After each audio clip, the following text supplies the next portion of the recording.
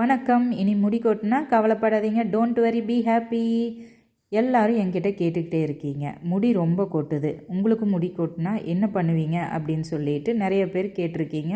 அதுக்கு நான் என்ன பண்ணுவேன்னு இப்போ உங்களுக்கு சொல்கிறேன். முடி கொட்டினா கவலைப்படாதீங்க, இனிமேல் இது மாதிரி செஞ்சு பாருங்கள்.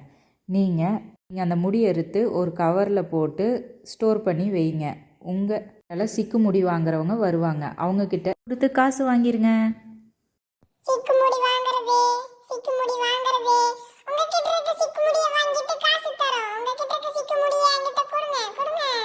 நான் இப்படி தாங்க பண்ணுறேன். இது மாதிரி நீங்களும் இதை பண்ணிட்டு எக்ஸ்பீரியன்ஸை ஷேர் பண்ணுங்கள். காசை வாங்கி பையில் போட்டு ஹாப்பியாக இருங்க.